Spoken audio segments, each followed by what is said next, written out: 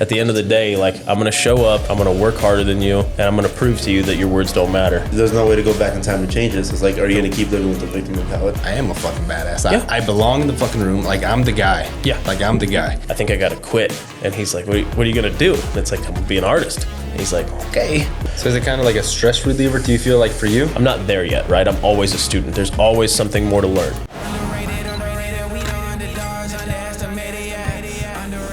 Dude, that's fun. Yeah. Seems like you're into a lot of stuff, dude. It's great. I do Gotta way stay too busy. many things, bro. Are you What married or are you have kids? No, just me and the dog. Okay. Yep, just me and the dog. What all do you do? Oh, God. Because you do like the tattoos, you do the... Yeah, full-time tattoo artist. My full-time job before I was tattooing was as a painter.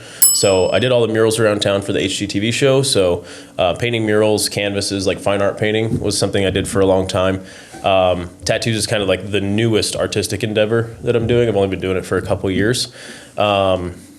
But yeah, beyond that, volunteer for the fire department, coach gymnastics over at High Plains Gymnastics. So I coach the boys class right now, which was something I did years ago in California. And I haven't coached in 6 years. And Carrie over there at High Plains approached me and asked if I'd be interested in coaching again. So just recently started doing that again. So How did you get into like the coaching for like that? Like, did you do gymnastics yourself? No, funny thing, I didn't do gymnastics as a kid. When I was a teenager, this was like early 2000s when like parkour and free running had that big boom, right? And we started seeing it in movies, and there was these videos of guys like running and jumping over rooftops and doing all these crazy ninja moves and stuff. I just became obsessed, and I was like, I didn't realize that people could do things like that, right? You know, scaling 10-foot walls and like running and jumping between buildings. And so I got really obsessed with figuring out like, how can I do that, right? I want to be a ninja. And so, I started just training, watching videos on YouTube in like the early days of YouTube, trying to figure out how to, do front flips and back flips and, all these awesome like vaults and stuff these guys were doing, jumping over walls. And slowly over time, started to figure it out kind of just on my own. Didn't really have anybody to teach me. It was such a new thing at the time. And after a handful of years of kind of just figuring out moves here and there on my own, ended up getting in contact with a gymnastics gym because I wanted somewhere safe to practice. I mean, I was practicing flips and stuff, on like grass, right? Yeah, which is just kind of soft, but it's not that soft, Yeah. So I got a hold of this gymnastics gym who had a foam pit and trampolines and, all the different, safety elements and stuff where you can properly practice acrobatics. And they agreed to have like an open gym in the evening. So, people who were teenagers, adults, whatever, you could pay like $10, and you'd have 2 hours open gym, after all the classes of the day were done. And as long as you had a waiver signed and some insurance, they were like, yeah, dude, have fun. You can use whatever you want in the gym and be safe. And so after doing that, I started really dialing in the craft and started getting a more like technical understanding of how to do flips properly, especially working around gymnasts who their technique is like tight, right? Whereas me, I was just a hood rat running around on the streets, just hucking flips off of anything that I could, no technique whatsoever. I was just doing it. So, just kind of got really involved in that like acrobatic community, started getting good enough to a point where I was not only good enough to do it, but now I could start teaching other people. And then that just transitioned from, being this kid off the streets, doing front flips off the pier by the beach, to somebody in the gym, actually teaching somebody how to do proper stuff, right? What age was that at about? When you I started when I was 14. I didn't really start coaching anybody until I was probably 22. Okay. Yeah, for, quite a few years. It was just me, just running around by the beach, just doing crazy tricks, But so what brought you to Fort this Morgan? area? Yeah, because I seen you're from Cali, right? Yeah. So Born and raised in California. Usually Fort Morgan's Yeah. not on anyone's radar. Place. Honestly, man, you'd be surprised the amount of people. When I first moved here, so I moved here July of last year, so been here a little over a year and a half. I've ran into so many people out here that are from my specific area in California, which is weird. I get California's a big state, but I've ran into a handful of people that are from like my town or like the towns right next to me, and it's like, what are you doing out here? And they're like, what are you doing out here? It's like, but no. So I moved out here, a year and a half ago. I had a fiance at the time, and we were just looking for a change. Get out of California, do something different. I've been wanting to get to either Colorado, Wyoming, or Montana for a long time. I'm obsessed with the mountains, snowboarding, backpacking, mountain biking, really anything that the mountains have to offer, right, in terms of outdoor activities. So that was a huge goal of mine for a long time. And California was obviously just getting more and more expensive. And as a single young guy, I got a decent paying job, but I'm not rich, right? So it was pretty rough. So we made the decision to come out this way. I had planned on moving closer to the mountains, but she had a job lined up out here for some nursing stuff. And so, just decided to come out here. We were going to stay for a while until her nursing degree was done, and then we would move closer to the mountains. What was one of the biggest things that drove you out of California? Price and gun laws were the biggest things. There was a period of time where I had an apartment with some buddies of mine. I think we were paying like $1,800 for like a little studio by the beach. Granted it's right by the ocean, but it was $1,800 for a couple of guys in their 20s. It's rough. Gas prices are ridiculous. Taxes are ridiculous. Just making a living, was a struggle, right? It's like, I'll have to make this much money to pay my bills. And it's like, even if I struggle to make that, I've got no money for fun. I have no savings account. I can't go on a trip. I can't book a cruise. None of that's going to be happening.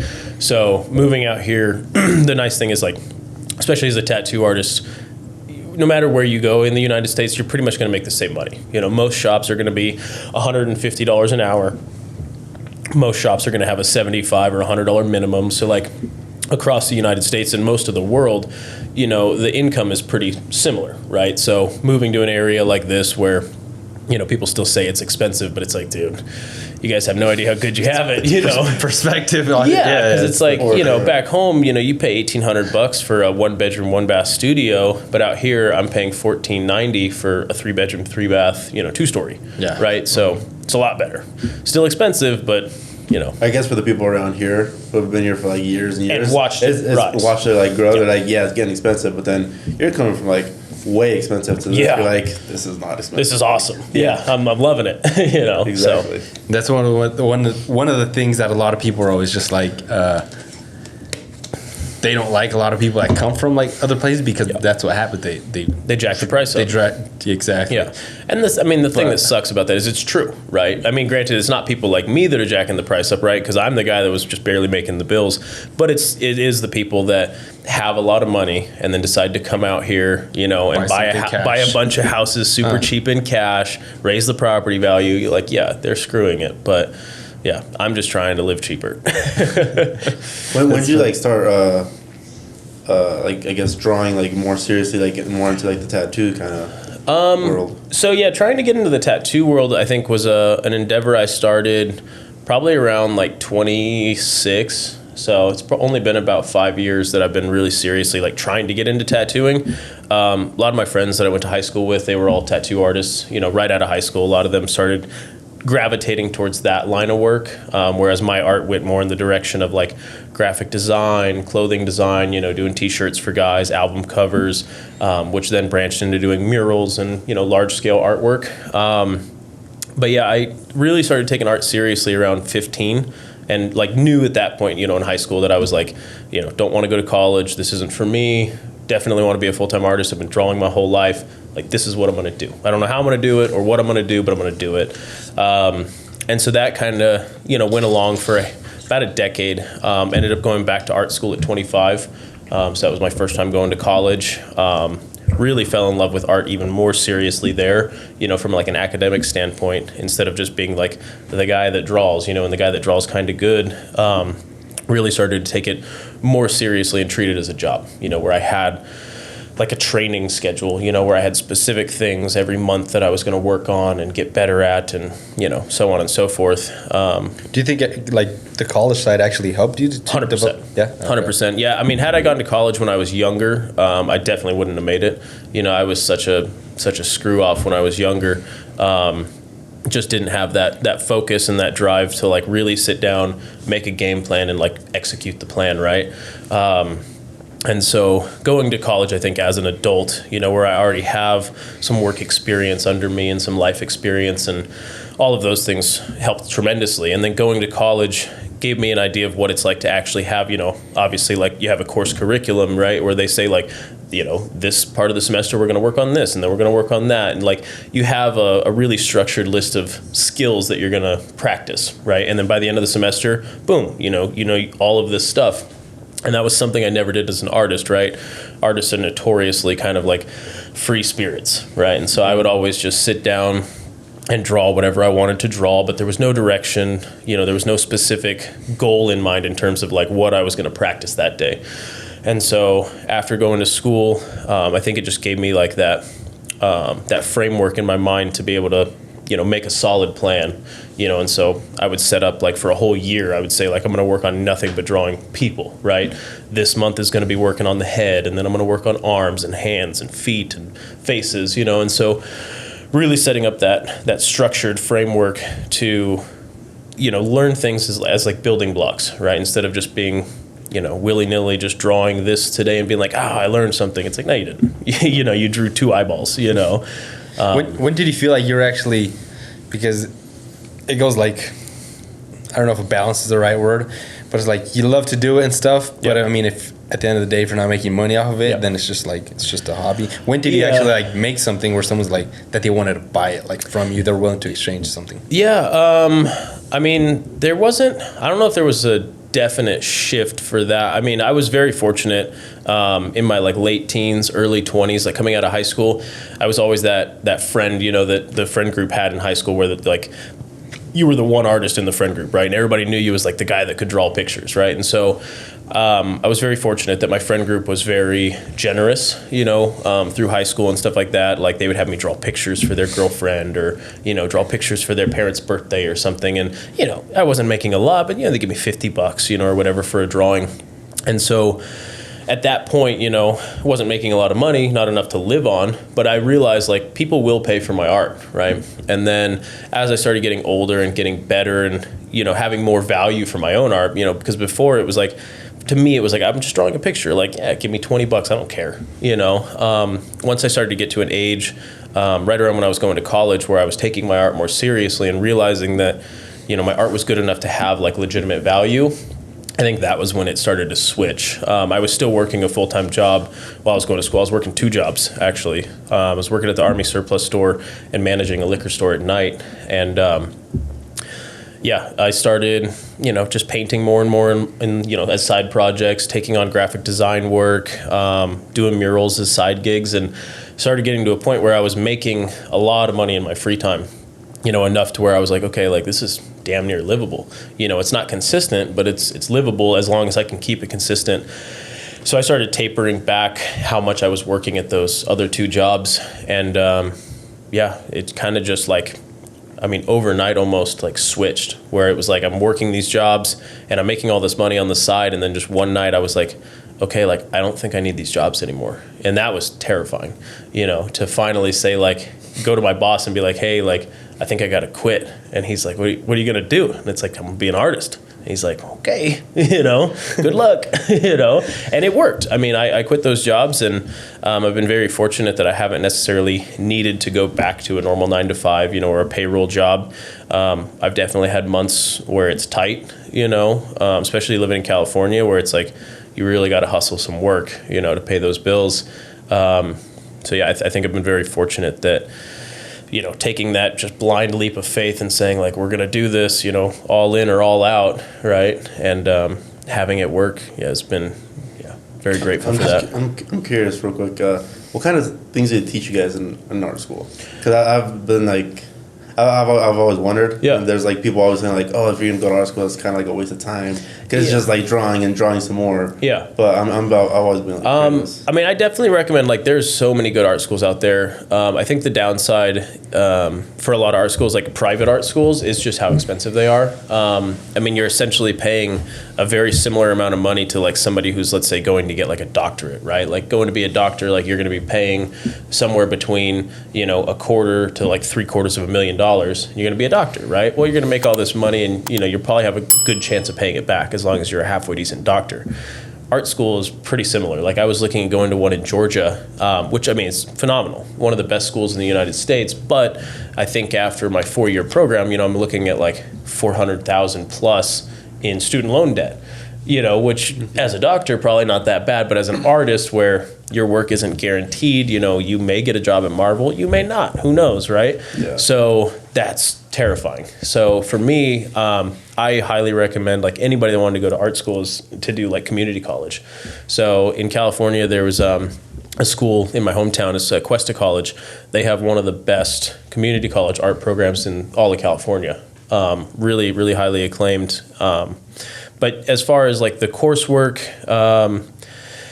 I mean, you have so many different paths you can take. So I was doing a studio arts, like a fine arts degree with a emphasis in studio arts. So it's more painting, drawing, things like that. But they had courses in, I mean, videography, photography, film editing, digital art, traditional arts. I mean, there were so many different paths. Like I took a lot of classes between like basics of drawing, you know, figure drawing the human body and studying the anatomy. Took courses in like Renaissance art history. Digital art was one of my favorite ones. So getting to work with Photoshop, Illustrator, After Effects, really any of the programs in the Adobe Creative Cloud. Got to learn a lot of those. So yeah, I mean, it's all over the place. It's really, you kind of just gear it to whatever your interests are, you know. Yeah, it's fun though.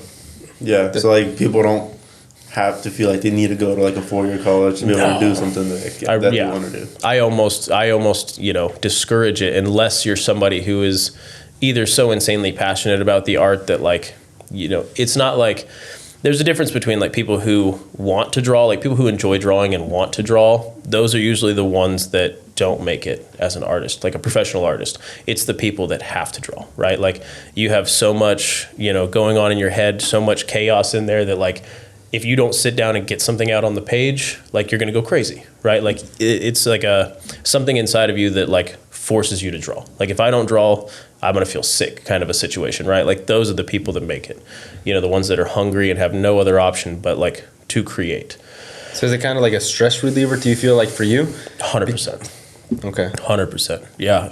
I mean, it's like my safe space, right? You know, that was what got me into art as a kid is, you know, I enjoyed being outdoors and doing all the fun stuff and playing sports, and I was very active, but there was something, I guess, so, I don't know, like so rewarding to the soul to just be able to like go into my room, lock the door, and just sit there at a desk for hours and just create, you know, characters and monsters and creatures and, you know, build my own world, right? It's like when you know, as a kid, you play with toys, right? And like you set up a whole scene, you know, and you got all your little figures and they're all talking to each other and like you're having this little like interactive world in front of you. And for me, it was the same thing on the paper. You know, as I would sit down and draw these characters, I would think about, you know, their backstory and like what fantasy world do they live in and like what job do they do in their little town, and like you're just creating this whole universe that doesn't exist. Like had you not thought of it and put it on the paper, it would never exist. So there was something really special about that. I'm just thinking, since you were like, you say you like build this whole backstory of like characters and stuff. Mm-hmm. Did you ever do like comic, you know, books and stuff like that? Yeah, so that was where I actually got some of my very like first interest into art was both like animation, like I was always obsessed with cartoons, loved animation, and always obsessed with comic books. And just the level of artistic skill of these guys, you know, especially looking at like the OG comic books, I was always obsessed with Spawn. And it's like Todd McFarlane, you know, looking at the work that he did. And I mean, yeah, just the level of the artwork, the level of the storytelling was always just, I mean, something that I strived for. Definitely not there yet. Those guys are still in, you know, at an insane level. It's like, you know, from where I started to where I'm at, they're probably still 5 leagues ahead of me. It's just insane. usually for you, I mean, I'm interested to know, like, the creativity, the time, because most people, like Eric knows, he gets creative, he starts editing, he's texting me at midnight, 2 in the morning sometimes, and I'm just like, I'm out, you know. But for some, like for you, like, what's your creativity? Do you have a certain creativity time, or if you're just doing something, you're like, I better go write this down, at least something, so I don't forget it? Yeah, I definitely do that. Like, I have the notepad on my phone where, like, sometimes, I mean, gosh, it'll be sometimes 1 a.m., you know, and I'll, like, be having a dream, and it's an epic idea, you know, and so I'll roll out of bed and with my eyes barely open, grab my phone and just jot a little note down and then go back to bed. I don't necessarily set aside a specific creative time. I guess if I had a time, it would generally be the evenings. So usually, like, as far as like whatever loose daily routine I have, like, I get up in the morning and like I'll do a workout, take the dog for a run, whatever. Tattoo shop opens at 11, and so usually go in, do my appointments for the day, and then once I get home and have dinner, that's pretty much like my art time, right? So whether I'm drawing, you know, designs for the client tomorrow, or just sitting down and having free draw time, you know, drawing, painting, whatever I want, definitely usually in the evenings. But yeah, I wouldn't say I have a scheduled time. I just know that no matter what, I'm going to draw at least one thing a day, you know. Some days it might be 10 minutes of drawing. Other days it could be 9 hours, you know. Yeah, that's interesting. Depends. I usually like to write a lot of stuff down too, because I feel like, I mean, you're going throughout your day, you fucking forget stuff. So, so easy. And it's interesting that you're saying that. I don't know if you knew or not, Bill Gates actually wrote like the whole first computer on notepads. Really? He'd be sleeping, he would have notepads all over his house, because he would just be like, he'd be like in the bathroom or in the shower, gets out, writing it down. Idea. Yep. Because you can't just and it's important. I mean, I think when I keep things locked in my head, I lose them so fast. Especially, you know, I mean, obviously you guys are busy, you know, with all the different, you know, hats that you guys wear, you know, between filming and editing and, you know, talking to people and you know, being a part of the community and stuff. Like, it's really easy to just lose track of time. And so, yeah, being able to just, jot it down real quick, and now it's out of my head. I can forget about it, but it's there. Like, I've got it saved. I know, come back to that later. It's super important. That's the trick, though. Just remember to come back to it. Yes. Because I've done that quite a bit of times, and it's like, it would be like a couple of days later, and then I go back to like the little notebook, the sticky note I wrote, and I'm like, I forgot about that. Yeah. What about, and so you were drawing, going back to a little bit. Yeah. You're doing all this, and then when was Box of Monsters? When was that born? When did you start Box of Monsters was born, I think, in 2020, like right around like the start of COVID. That was a really interesting time. So at that point, I had already dropped out of art school. I had got a job working for a paint company in California, and they just did, you know, normal house painting, but they also did like, so it was San Luis Obispo Paint Company, and they were known for doing like custom jobs. And so I went and applied to them while I was still in art school, and talked to the guy that owned the shop, and he was interested in having somebody work for the company who wasn't just like a normal house painter, like somebody who was an artist who had a vision to do like the really specific like custom jobs that he got, whether it was murals or whether it was you know, like custom paint work on like, you know, furniture and cabinetry and like the really like detailed stuff that I guess took like an artist eye and not just like somebody who knew how to use a brush. I started working for him, and from there was doing like not necessarily mural work for him. We didn't have a lot of mural work from like the professional capacity, but I was still doing murals on the side. And after like working for him and kind of seeing how he had branded his company, he had a huge social media presence. Like, he was all over Instagram and Facebook, was doing reels, and like would do like comedy skits and stuff with us in the paint shop. And just watching the way that this guy ran his business and like how seriously he took like not just being a company, but being like a brand, right? Like a name that people recognize and we're like, dude, these guys are funny. These guys are talented. How big was that company? Like, we only had, I think at the peak while I was there was like 6 painters plus the boss. But yeah, I mean, after seeing that, like I had never, I guess, thought of taking my art to the next level, right? Of like making it like a brand, you know, and making it something professional. I always just looked at it as like me, right? Like I'm the artist, I'm the product. And so that I thought was enough, but I realized like, it's not, you know. I think having like a proper title, right? And a logo that's recognizable, and something like that, driving around town, people could see that logo on the side of a vehicle and be like, oh, that's Box of Monsters, right? That was when I really started to take that seriously and started crafting that brand. Inspiration behind Box of Monsters was, I always thought of like my head as just this like crazy playground for all these creatures. Like some of my favorite things to draw are like characters, right? Lots of like little creatures and monsters and like fantastical little beasts. I was always obsessed with fantasy books and like Dungeons and Dragons as a kid, and even still today. And so all my characters I was drawing were like little dragons, and little mushroom guys running around and stuff. And I started thinking about like, what would I name my company if I had one?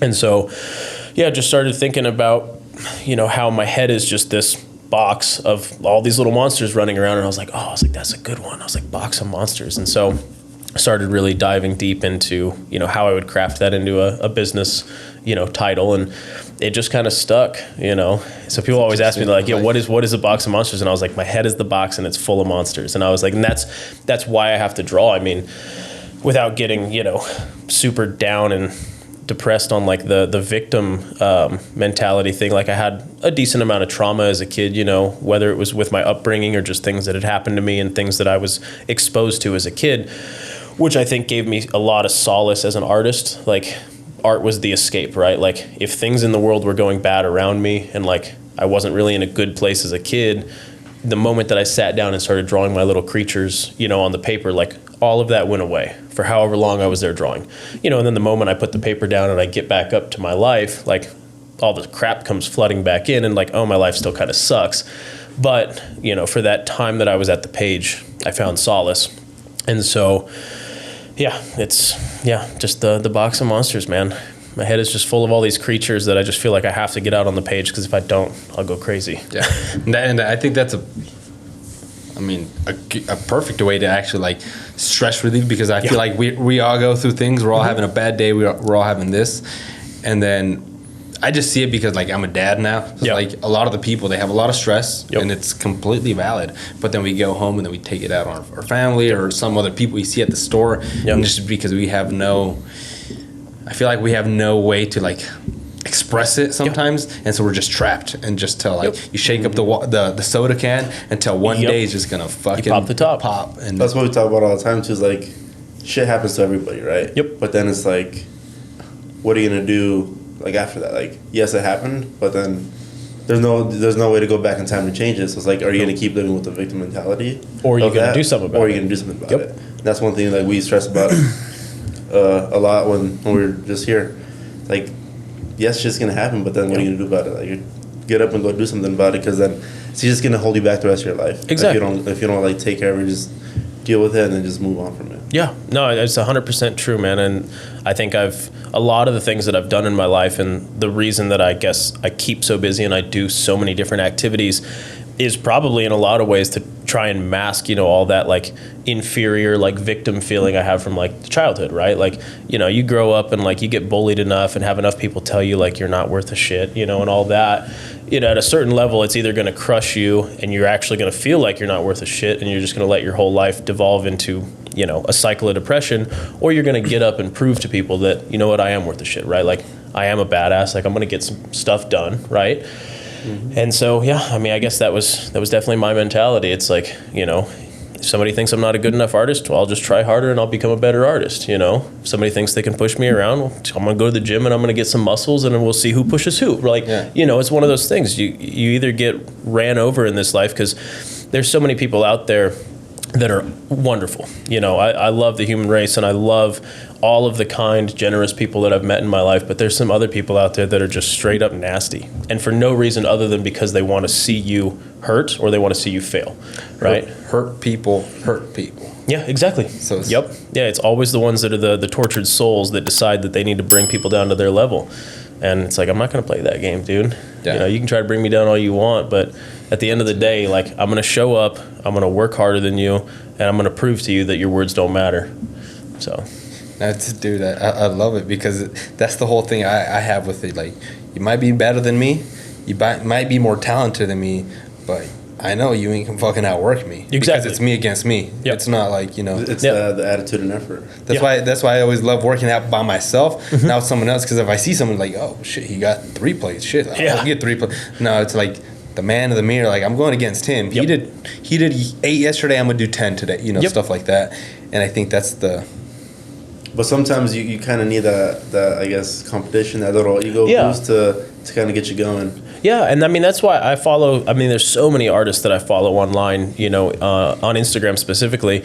You know, there's a lot of young artists that complain about, you know, how I guess detrimental social media is to their progress because they're constantly comparing themselves to others, and it makes them feel inferior, and then it makes them want to quit because they're like, oh, I'll never be that good, right? And it's like, I try to tell them, you know, especially the younger artists that are really struggling with that nowadays, it's like, you got to reframe it, man. It's like, there's always going to be somebody better than you. There's going to be somebody more talented. There's going to be somebody that works harder. There's going to be somebody that makes more money. But you're not them. Like, they're on a different journey than you. And like, especially as an artist, you know, when you look at these guys that are making hundreds of thousands of dollars, sometimes that much money on a single painting, it's like, dude, look at those guys. Tell me how old they are. On average, these guys are probably in their 40s, sometimes 50s, that are making the good money, right? Doing the big jobs. And it's like, how old are you? You're 18. You've been drawing for 4 years. Like, you can't expect to be them, right? And so it's sorry to cut you off. It's like your first 10,000 photographs are your worst. Yeah. That 10,001 is that people start at stop at like 9,000 and they don't keep going. Yep. That's exactly how I was, because I went to college too.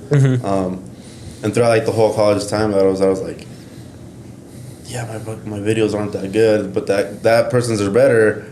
But then I would like hate that person because they were better than me, instead of like realizing of learning from them. They've been doing this since high school. I started doing this 2 months ago. Like, yeah, exactly. Like there's like levels to this stuff, and then now it's like made that switch. It's like, okay, they're better than me. I'm gonna accept it because they've been doing it far longer than I have. But then I was just like, what can I learn from them? Exactly. How can I get to their level by learning what they're doing? And that's the way I've tried to reframe it too, is like, you look at these artists who are, you know, leagues better than you or whatever, and it's like, you can either get depressed that you're not that good yet, even though they've been doing it for 5 times as long as you, or you can sit down and break down like, what's their process, right? Like, how did they get that good? You know, that's what I try to do, is like, you know, whether it's anything, I mean, whether it's art stuff, you know, whether it's guys who are, you know, been doing firefighting longer than me, or guys who have been shooting guns, you know, longer than me, like, how are they practicing, right? How are they training? You know, what are they doing to get their skills up to that level, right? Like, what was their process? Like, obviously they did something right because they're killing it now. You know, these guys are badasses. So it's like, okay, what can I take from that? Like, obviously I'm not that badass yet, but I could be, because realistically, it's like, if they followed, you know, steps X, Y, and Z, and it got them to that destination,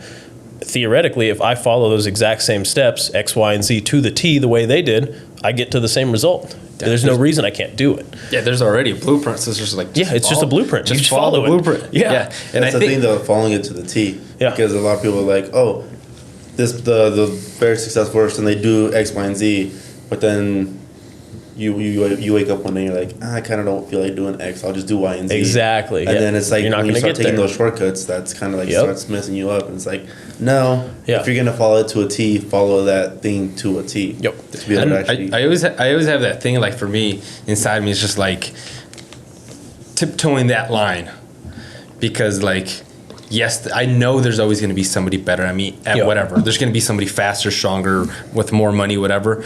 But then at the same time, thinking like, no, I am a fucking badass. I belong in the fucking room. Like, I'm the guy. Yeah. Like, I'm the guy. Yep. With whatever you do. But then it's kind of being, at that same time, like, humbling, that you kind of, it's like those mind games, like knowing, like, you're really not that good. So you go back to the drawing board, but it's knowing, I don't know if you kind of know what you know what I mean? So it's a balance of, being able to walk humbly and know that, like, so as an artist, they always say, like, you've never made it, right? You're forever a student, right? So there's guys who have been artists since they were 18 who are in their 70s now and have had this wonderful career. But if you ask them, if they still sit down and study, or if they still sit down and practice, they'll always say yes. At least the ones, you know, that are true, right? And so it's like having that humble understanding of, like, I'm not I'm not there yet, right? I'm always a student. There's always something more to learn. There's always a new camera trick to learn. There's always a new technique to learn. I might have made it this far, right? Like if I compare myself now to when I was 15, right? Selling $20 little sketches on a piece of paper to my friends. Well, now I'm selling paintings for $3,000, or I'm selling murals for 10 grand, a single wall. Like that's a huge jump, right? In the money that I'm making and the success that I've had, and the amount of eyes and press that is, covered my artwork. Like I've I feel like I've experienced a lifetime already, but I'm only 31. Like what's that going to feel like by the time I'm 40, 50? So at this point, it's like, yeah, I know I'm a badass. I know I'm a good artist. I know I have a seat at the table, right? Like I belong here. Like this is my job and I'm damn good at it. But being humble enough to be like, I'm not the best, and so it's kind of, knowing your place, right? Like I know I'm worth a shit, but I know that I've got more to learn, and there's always more work to be done. What do you do personally to get that self-confidence kind of going? Because there's probably times where you're just I don't know if you do that, you're just frustrated, dude, I can't get this drawn. All the time. So how do you deal with being that self-confidence? What do you do? I think the confidence comes from proper practice, right? Like we see it a lot with younger artists, especially, where you get this mentality, right? Where you come out of high school, right? And every single one of your friends at school has always told you you're the best artist they know. Your mom and your dad always told you you're the best artist they know. They put your shit on the fridge. They frame it up on the wall. And so you've come out of, as a young artist, specifically, in terms of artists, they come out of their formative years, as a teenager and a young adult, thinking that they're hot shit because everybody in their life has always told them, you're the best artist I know. You're so good at this. You should do this for a living, right? Well, you have that inflated ego of I am good. Well, then you step out into the professional world and you realize, holy shit, I suck, right? Because because now, now you're not just surrounded by your peers, right? Of course, your friends are going to tell you you're good because they're your friends. If they didn't think you were good, they probably wouldn't be your friends, right? Same thing with your parents. They have to tell you that your work is good because they love you, They can love you regardless, whatever you do, they're going to love you. But, then you step out into the professional world, right? And you're like, man, I'm a great artist. And you go take your portfolio to Disney, and you go hit them up and say, I want a job. All my friends and family told me I'm a great artist. And Disney looks at it and they're like, dude, this sucks. Go to school. You need to learn a lot more, right? And so, coming out of that, right? Because I went through that same phase, same thing as a young artist, thinking I was hot shit. And then I showed up onto the streets and I was surrounded by real artists, guys that have been doing it for a long time and professionally. And that that'll crush your confidence, right? You're like, oh man, you almost feel all these people lied to me all these years. They were telling me I was so good, and now I've got all these professionals looking at my work and being like, dude, close the book. I don't even want to look at it, right? Mm-hmm. So I think in order to get that confidence back, a lot of it is what steps are you going to take to build up your skill set, right? If there was some times trying to get jobs when I was younger, I would either online or in person go and do a portfolio review, right? And I would take whatever I thought was my best work and I would go show it to a studio, or another professional artist or somebody who I respected and admired as an artist and be like, hey, take a look at this. Tell me what you think. Well, of course, my artwork kind of sucks. I'm young. And so they're going to flip through it and be like, not that great. Your hands suck, your faces suck, you could work on your shading, your form is terrible, whatever criticisms they gave, you could either let that completely crush you, and let that just drain your confidence and be like, man, I do suck. Maybe I should start looking for another job, in a bank, right? Because this is not for me. Or you can be like, okay, thank you for the criticism. How do I get better at hands, right? Or if my faces suck that bad, right, to where I can't get a job for you today, what should I work on, to get those faces better and then maybe come back in a year and try for the job again, right? And so it's all about framing it in your mind of taking that criticism, whatever it is, however rough it is, and letting that drive you to learn the things you need to learn so that next time you show that work to them, they're like, whoa, dude, it's only been a year and you got this much better. Good job, boom, boost to the confidence, right? So I think that's generally how I try to frame it. How much of it do you think for you it's learning and doing all that stuff and talent? Talent's definitely a huge thing. I mean, I was very fortunate, right? They always, it's a funny thing. They always tell you, like, when you're a good artist, they're like, oh, you're so talented, right? And it's like, well, I was talented. As a kid, I had a natural affinity for art. I always was drawing, and I was fairly decent at drawing. Maybe not drawing out of my head, but as a kid, I could look at a picture and then sketch it on a piece of paper next to it, and it would look pretty similar, right? That's the natural talent. It's only going to take you so far. Going back to, like I said, the kids coming out of high school with that inflated artist ego of everybody thinks you're hot shit, so I must be hot shit. Well, you start to realize, like, I'm only as good as, like, the people that I'm surrounded by, right? And so, I'm trying to think about how I frame this. Surround yourself with better people. Yeah, it's I completely lost the train. It's there. like I don't know if you know the thing, like a goldfish. Supposedly, it grows as big as the bowl, right? So like you put it in a bigger bowl, it's gonna grow better. Yeah. So it's like you said, you're the badass in that little bowl. But just say, like, in perspective, this table, your bowl's this big. You go out there, you're just like, damn. Yeah, you got to surround yourself with those people that are gonna push you to be better and are gonna give you that necessary criticism, right? That's going to gear you into becoming a better artist. I think I got the best of that from one of my professors when I was in college. He was the figure drawing teacher who was teaching us how to do human anatomy and, like, actual, like, realistic human drawings, right? David Petraska, he was this crazy old Polish dude, but best teacher I've ever had. And the guy, he had no chill whatsoever. I mean, there was some times I'd be drawing on a big piece of paper and we'd have a model in the studio or whatever, and I'm working on a sketch, and he'd come over and he'd have a Sharpie in his hand, and he would look at the drawing that I'd been working on for like 2 hours, right? And he'd be like, head's too small. And he would, like, circle the head in Sharpie. So you're drawing on this pencil. Yeah, it's fucked. Yeah, so I've got this nice pencil drawing I've been working on for 2 hours, with the model, and I'm taking my measurements and, like, I'm really detailed crafting this thing. And he'd be like, yep, head's too small, torso's too long, feet are too small, whatever. And then he would just draw an X across it and be like, start over. And it's like, fuck, like, just 2 hours down the drain, and now you got to start over. But by doing that, it forces you to, like, really think critically, especially about your own work, right? Like, it's so easy for me to sit down and sketch something and be like, yes, like, that's badass. But now, after having a teacher that was that critical, it's like, now I'll sketch something and I'll look at it and be like, like, you know what? Maybe that isn't that good. Like, what can I do to be better, right? Like, let's check my measurements again, and, let's look at some reference and see, like, how close did I actually get to what I was trying to draw. And, really having that, like, self-critical mindset definitely drives the success. And I think that only comes from having other people around you that are willing to straight up tell you, like, how it really is, right? Instead of being like, wow, you're so amazing, like, let's applaud you at every step of your journey. No, like, at a certain point, you need that person in your life who's going to be ruthless and who's going to tell you, like, hey, like, yes, like, I'm proud of you that you're trying, and I'm proud that you're practicing, and I'm proud that you've made this much progress, but, like, you could still work on some things, right? And I think you need that in anything.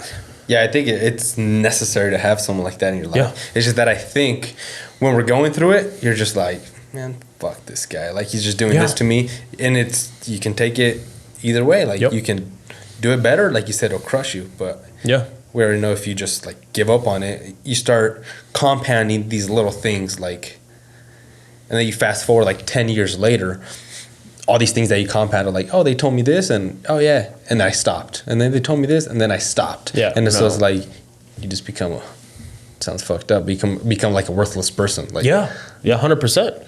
Yeah, and I mean, and it's like, being able to, and I think a lot of it comes back to people's confidence, right? Like, you have to have that self-confidence to know, like, that criticism that they're giving you is not like a personal attack, right? Like, I'm not doing it because I hate you. I'm not doing it because I think you're a worthless piece of shit.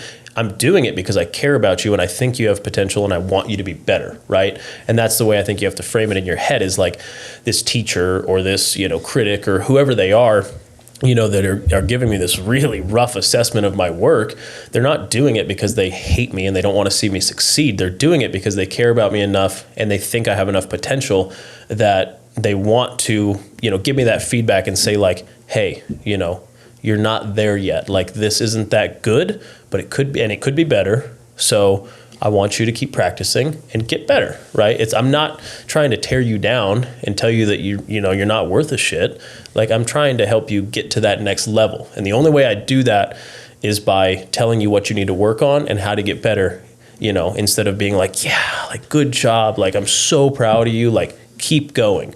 If you tell somebody that, they're going to sit right at that plateau, because if they do this level of work and they don't have any kind of work ethic, self-driven work ethic to keep going, and everybody tells them like, you're doing great where you are, well, then there's no need for them to go to the next level up, because they're getting all the praise that they want right here, whereas if you're sitting here and you're not getting any praise, well, your only logical option is to keep going up, especially if you want that praise, right? Especially as artists, I think we're heavily motivated and driven by accolades, right? How many people's eyes are seeing our work, how many likes we're getting on social media, how much people are enjoying the content we're making. It's the same thing making videos, right? It's like, if I'm making videos for a decade and nobody's engaging with it and nobody's excited when I post a new video, like, maybe I'm doing something wrong. Like, maybe I should make some different kind of videos, right? Same kind of thing. Yeah, and I think it's kind of like what you said, like with the drawing stuff, and then with like the videos. If you look at a thing, I think it's like you said, there's a blueprint to it, to the stuff. So I don't think it's like, how do I frame this? Like, say doing your 10,000 photographs. 10,001 is your best one, but you did 10,000. So it's like, how can I do 10,000 instead of doing it throughout 20 years? Can I do that in 5 years? Yeah. Compress it. It's the same thing with like the content. Like, yeah, they do it for 10 years or whatever, but could I do it in 1 year? Yep. Maybe I could, but it's going to take X, Y, Z to get there. Yeah, and following those blueprints, right? And I think a lot of that comes back to self-assessment too. I find I get a lot of my confidence boosts and like, I guess the feeling of progress by self-assessing all the time. Like, just recently I went through my Box of Monsters Instagram and I went back all the way to like the first thing I posted, and I just started scrolling and I was looking at like what got more likes, what got more comments, what got more views. Like, was it reels that I spent 5 minutes making, or reels that I spent 2 days crafting, right? Or was it just pictures, or a picture carousel? Was it a picture of me actively drawing, or was it just a picture of my artwork? And so I started analyzing and being like, okay, like, this got 2 likes, but the next video got 150. Like, what did I do different between these two, right? And so I'm going back and self-analyzing, being like, okay, note to self, this content that got 2 likes, don't do that anymore, because it's not helping you, right? You're just wasting time, precious time and energy that you could be spent making a different video or making a different painting, because obviously this isn't working. People don't want to see this. They're not engaging with it. So which one, what kind of post which one was the one that people liked the most? It tends to be reels, and it tends to be reels where it shows my face. I've noticed, like, as an artist, like I would never be on camera, which is weird. Like, I never had an issue with being on camera. I just figured as an artist, people are there to look at my artwork. They don't want to see me. And I was wrong. All the videos I would post that was just like a top down, like time lapse or whatever of me drawing, maybe get 20 likes. All of a sudden, on TikTok or whatever, I post a video that's like my face, like doing like an introduction to the camera and then sitting down and drawing, where there's that like human to human interaction where I'm looking them in the eyes through the camera lens. Boom, 17,000, views or whatever. It's like, whoa, yeah. And it's the same piece of artwork. The only difference is in one of them, they see my face, like introducing them and being like, hey, let's draw a picture, turn the camera around, right? Versus just showing the artwork. It's an incredible jump. So that's been my assessment so far. Yeah. Well, I feel like when people are getting stuck or get to a certain level that they just feel like they're not getting better at what they're doing. Yeah. I think it's important to like look back at like the first thing you made. Yep. Because I do that all the times. Like, go back to the first video I made. I'm like, oh shit. Yeah. That's why they didn't like it. It was shitty. The first podcast you did too. Look back on it and like, oh shit. Yeah. That's why people aren't subscribing to the channel. Sometimes you just want to erase it, but then at the same time you got to leave it there. Yeah. And we talked about this the other day. I don't think. That's my personal opinion, guys, whatever. But it's like, I don't think people should seek happiness as much. I think they should seek progress. 100%. That's what I think. And I literally just said it the other day on a podcast because I think it's true. Like you gotta fall in love with the journey. Yeah, and I think and having people see that as well, I think is also really good, because that way, if you find somebody like, or somebody subscribes to the channel who's like a diehard fan, like they don't want to go back, and only go back 6 months and be like, oh man, all of these videos are great, right? But then realize that you deleted the first 3 months that you were podcasting. Yeah. Like as a diehard fan, like I want to go back and I want to listen to some of those first podcasts, and watch some of those first videos and be like, oh, like how cool is that? Like he was fumbling around, and it gives that human element where it's like, these guys aren't superstars, right? They're not, some above average human that's just naturally adapts to doing podcasts. Like, no, it's a human, a couple guys in a room that didn't know what they were doing and they were fumbling around. And then as they did it more, they got better. And that's how everybody does it, right? It's the same thing when you look at these artists who are just like crazy good, and making these incredible, like, out of this world pieces of artwork. It's like they didn't just wake up one day and start making those. Like there was a day when they were drawing like stupid little anime characters and they sucked at it, and then 20 years later, now they're doing these, 10-foot paintings, and they're incredible and really detailed and realistic, but they had a beginning somewhere where they sucked. Like those first paintings are going for thousands of dollars because they're so much better now. Exactly. Yep. So it's like 100%. a little humbling too, but then it's like it's gonna pay off in the end. Yep. I'm interested. Kind of switching topics a little bit. How much tattoos do you got? Oh man. Do you know, or do you? Just I had a guy ask me the other day when I was tattooing him. He asked me how many tattoos I had, and I told him, I was like, it's really hard to count now because of the fact that they've all kind of like ran into each other, right? Like I've got the full sleeve, which comes into like the chest, and the full stomach piece, so I think it's gotten hard to count like how many individual tattoos I have. But I told him, I was like, what if I just count how many times I've gone into a tattoo shop or sat down in the chair to get work done? And I think I came out to like a little over 65 sessions, whether that's multiple sessions on just one big piece, or just going in for little things. I think I've sat down in the chair to get work done on me, a little over like 65 times. Shit. Wow. Yeah. That's crazy, dude. Which one was your first? I would like to... My first tattoos I got when I was 17 in a dorm room on Lackland Air Force Base in San Antonio, Texas. I was fresh out of basic training, and we were in our dorms for our tech school. And there was a guy that had just some, crappy little tattoo machine. And he was asking, like, who wants to get a tattoo? And so at the time... funnily enough, I mean, it was an art-related tattoo, even though it didn't seem like it. One of my favorite animators of all time, he's from Santa Barbara, California. His name's Don Hertzfeld. He used to do a show on YouTube called The Animation Show. Hilarious cartoons. But he had this one character that was like a little cartoon banana with like crazy eyes. I mean, eyes looking in different directions. He was all jacked up looking. And for whatever reason, the guy was like, he's like, $20. He's like, I'll give you a little tattoo right now. And so I got this little cartoon banana on the side of my arm, and I had that thing for, I probably had it for almost a decade before I covered it up. It was so awful. So awful. Yeah, so it's covered up now. My second tattoo was covered up. And then I think... Well, did you just decide to cover them up because they're just stupid. Yeah, they were really poorly done, and they were just stupid ideas. Yeah, I mean, I had a cartoon banana on my arm. Like, the amount of questions I got when I was in my like late teens, early 20s about that fucking tattoo. I'd be at the beach and somebody would be like, "Why do you have a banana tattooed on your arm?" I'm like, "Fuck." Like, how do I explain this, now you got to tell the story. Yeah, and like, you try to explain to them like, oh, like I'm an artist, it's my favorite animator, and they don't care. They're just like, this guy has a fucking banana on his arm. Like, it's a fucked up banana. Yeah, they don't care. So when do you think someone should get like a tattoo, if there is a limit? Because a lot of people, they get it, I think, when they're young, and then they grow older, just like, they get that. Yeah, I think for me, like, I don't mind tattooing younger people. I mean, I tattoo plenty of people at the shop. Colorado allows for... I want to say it's 15. Somebody said it was 15, but we only do like 16, 17-year-olds. At least that's all I've done.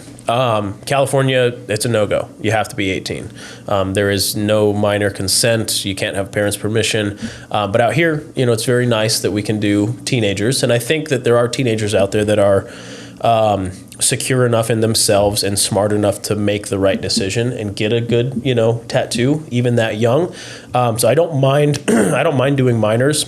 I think the issue I have is less how old you are getting the tattoo, but just making the decision to go to the right place to get the tattoo, right? Like, there's so many people out there nowadays that are tattooing that have no business tattooing, right? They might know how to run a machine and pull a good line, maybe, but you can tell there's plenty of people out there doing tattoos that are not artists, right?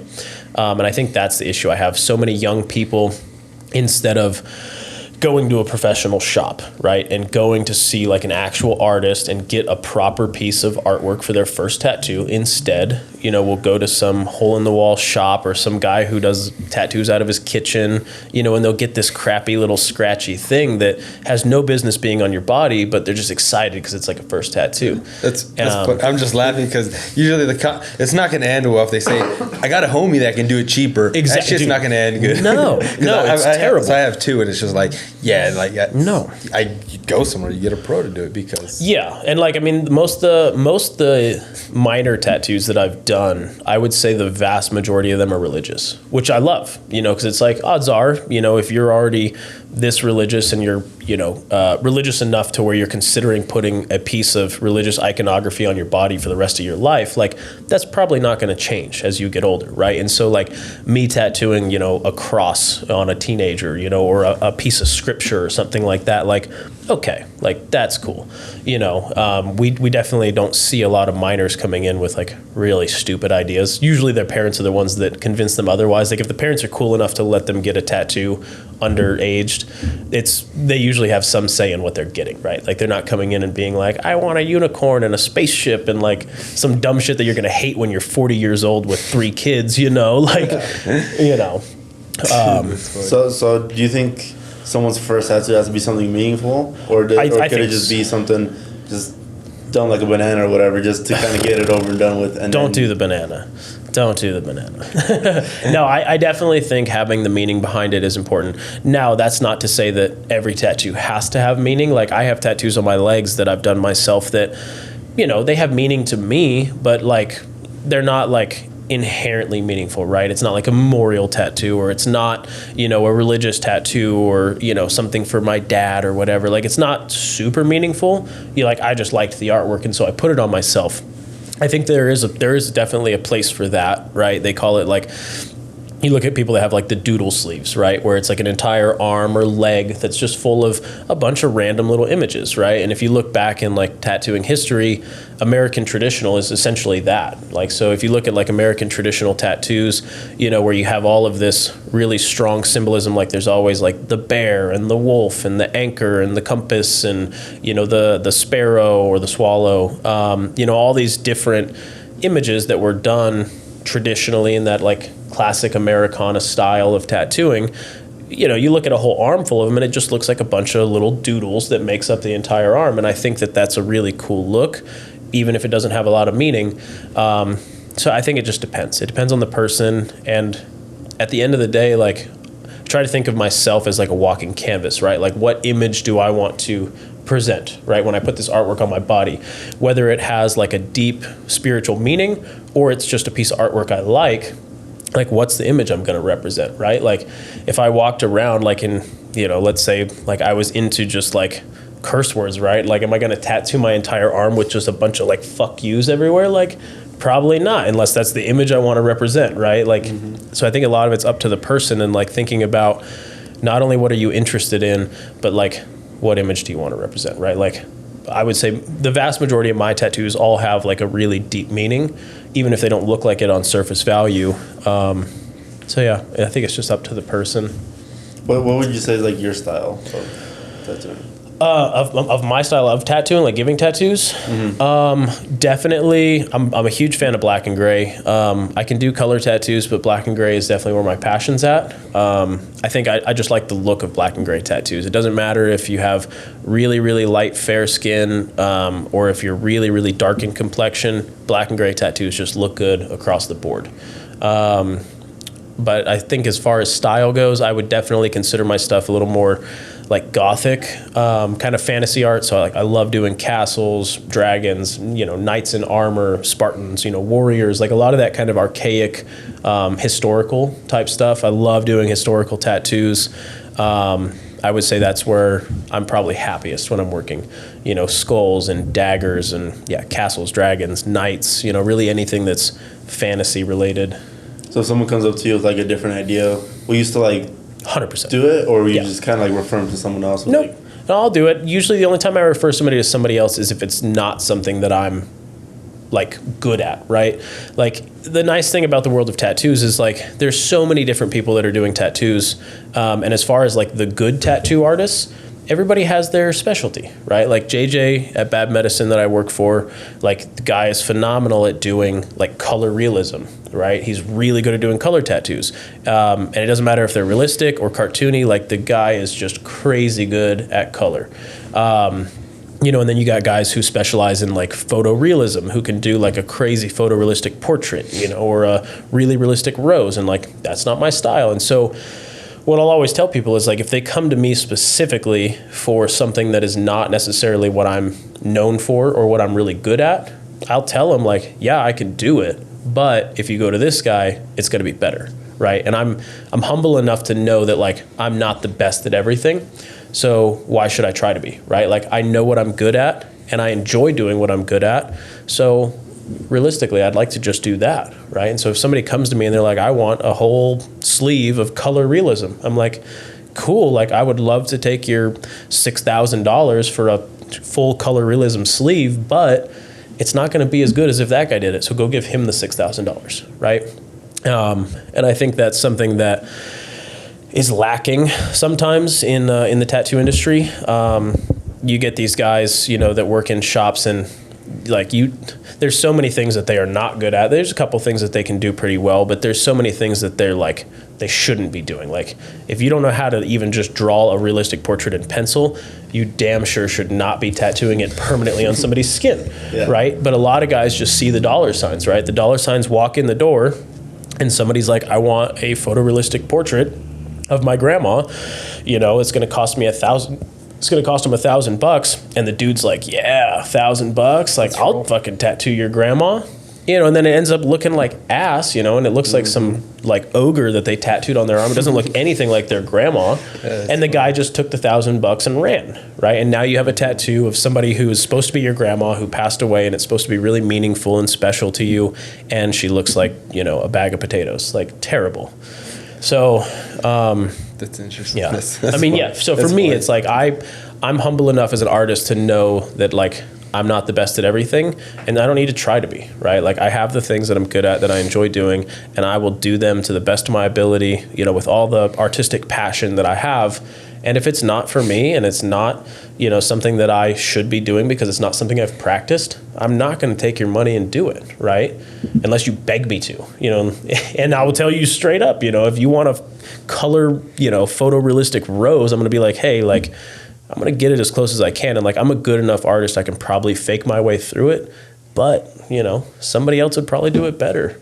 But if you're dead set on giving me the money, like I'll do it for you. But yeah, I'll always recommend to somebody better than me, especially if it's something super meaningful. Oh, that's great.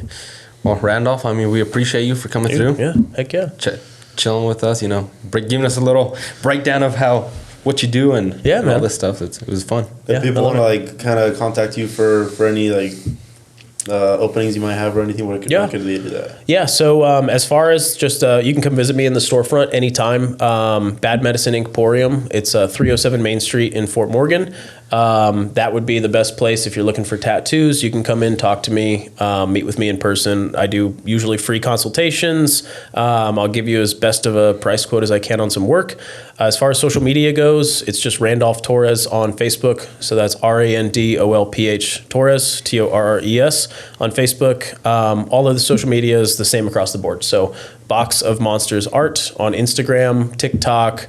Email is boxofmonstersart@gmail. Everything's pretty well branded across the board. So cool. Yep. Sweet. Appreciate it. So appreciate you for coming through, and anytime. Yeah, we'll put all your stuff down below so people can check it out. Cool. And hopefully go out there and get inked up a little bit. So. Yeah. Okay. Whatever. So appreciate you guys for tuning in, and remember that an act of rebellion is to question.